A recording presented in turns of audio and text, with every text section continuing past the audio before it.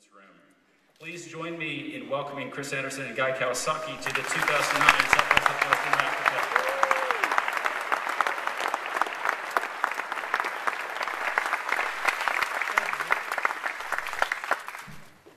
So Chris, what's your goal for this panel? What do you want to accomplish in this little session? I'd like to find out which one of us is Sarah and which one is Mark. Yeah, okay. So, my goal is to have a better session than Sarah and Mark, so we may have already exceeded that.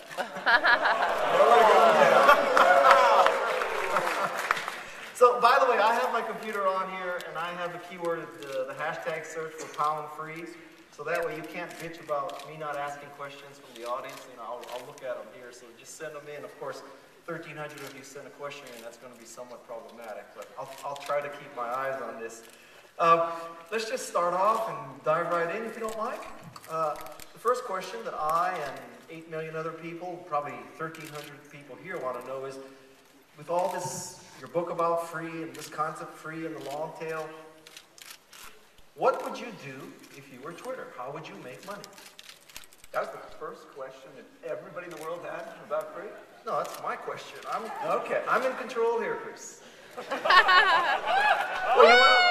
about this, Chris? Like we had dinner last night, and Is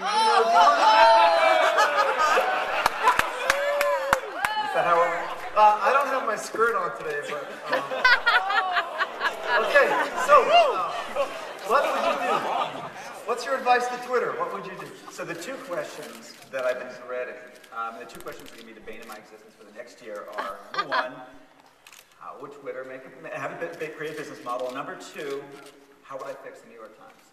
And I know you're going to get to that. I don't care about the New York Times. I want Twitter. So here's how I think about Twitter. It's the same way I think about sort of all companies in that place. 2 years ago, we would have said, look, there's the monetary economy and the non-monetary economies. Twitter is rich in reputation for money. In the old days, that was like before September of last year. That's no problem, right? So it's like, okay, well, your exits include raising more money based on your attention and reputation and credits, exiting, selling to somebody who values your attention and reputation, values your audience, or throwing AdSense against it, advertising. And just monetizing attention directly. The first two of those are kind of off the table, or at least the valuations people want. And the advertising thing is just not the right time to maximize your advertising revenue. So the idea is now, okay, actually make money. Actually make money now. What a concept. Not get someone to give you money, but just make money. And this is a shift from the kind of media business model, which is throw advertising against it, to what's called the freemium model, which is to have two products, a free product and a premium product that people will pay for. Okay. And your question is now, so what is the Twitter premium product that people will pay for? I was hoping for an answer someday, but yeah.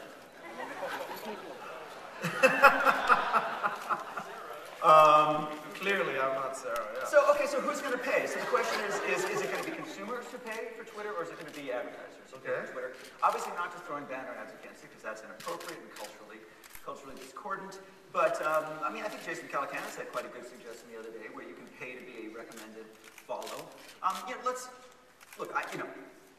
This is completely flippant and inappropriate for me to be guessing at the business model, but just standing back and saying... There's only 1,300 people here.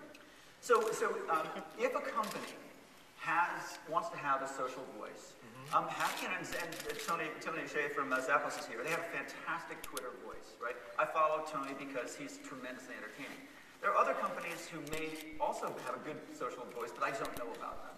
So just being able to kind of raise them to visibility for new people or standing Twitter users would be worth something. Jason suggested $250,000 to be one of the top 10 recommended. I don't know whether that's the right price, but that's kind of an interesting model. Obviously, it's not just like advertising where you pay, you put a banner out there, and you hope people click. You actually have to follow through with the Twitter persona. But that would work for me. And then the second question about would consumers pay? Twitter has chosen, I think rightly, to go the open route and to let other people create the clients, some of which are paid and some of which are not around Twitter. I think that's fantastic. But what that means is that the direct monetization is happening by other people, not Twitter itself. So for Twitter, I think charge companies some way, somehow. It doesn't take much. and build from there.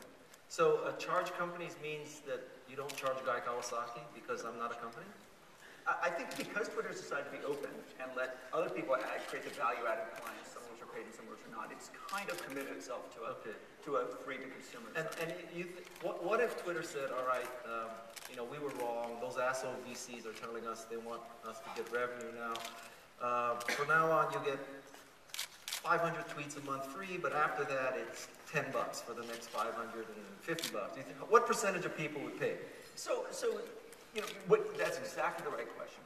If you version your product, you have the free product and the premium product, and let's say you're trying to get 5% of the people to pay, where do you draw the line? You don't want to cripple the free product because then people won't use it, and you don't want to raise the bar too high for the premium product because then you won't get enough conversions. That works better when people don't have choices. Right, so let's say like video games. Online video games, massively multiplayer, says are the best test bed for the freemium model because the games industry is moving from selling plastic discs in boxes in stores for $50 to free to play, where some people, maybe 5%, are going to become premium users. They're going to subscribe. So what do they charge for? Well, they charge you to save time. They charge you for reputational things. You can get better hair, better igloo. You can get a pet for your penguin, etc. So the question is, how do you create that version of the product that people will pay for without crippling the base one? My fear is if Twitter did exactly what you said, they cripple the base product. There's so many competitors out there, including Facebook, who want to do the same thing. You're just one click away from moving. Your social graph, is not so kind of cemented into it. I don't know if I agree. I mean, I have a few followers, and I could not leave Twitter at this point because I don't think they would go with me, to another service, and I need them. So I'm stuck. Look. If I were Twitter, I'd be really happy to hear that. You happen to have a lot of followers. Well, but I'm not even one of the recommended people. Britney Spears blew past me in one day. So earned them one tweet at a time. Yeah. I think that is the real question. The real question is, how much, loyalty. How much stickiness do you have? I mean, it's hard to test. If you're a free product, you haven't really tested the market price. Once you install price, you quickly find out just how much loyalty there is. And it's a scary proposition, as the New York Times may discover if they put up a paywall. Okay. If knowing what you know now and where we are in the world today, if you could reinvent Wire, how would you do it differently, if anything? For the record, Guy had like 12 questions, 10 of which were like, tell me how great your idea is, and 2 of which were the 2 he's actually asked, which are really the hard ones. Wire was invented it was launched in 1993 at the dawn of sort of the digital era, and the very first question Louis Rossetto and Jane Metcalf got was, okay, smart guy, you're a magazine about the digital world, and yet you're in paper. What's that about? And the answer is paper still matters. Paper, I believe in books. I believe in some kinds of paper. The question is, which paper adds value to the internet? I mean, that's our job, right? Everybody's job in this room is to add value to the internet in some way or another. It's the air we breathe, the water we swim in.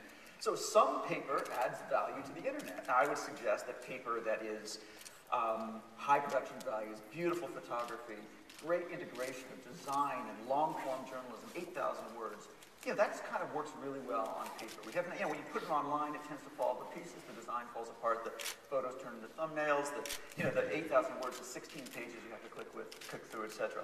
So I think that that kind of paper makes sense. Now that's not all we do. We also have short form. We have instantaneous things where online adds value, and so Wired exists in multiple forms. We have the printed magazine, which is a visual medium and takes advantage of paper to its best. And then we have the online side, which is an instantaneous medium.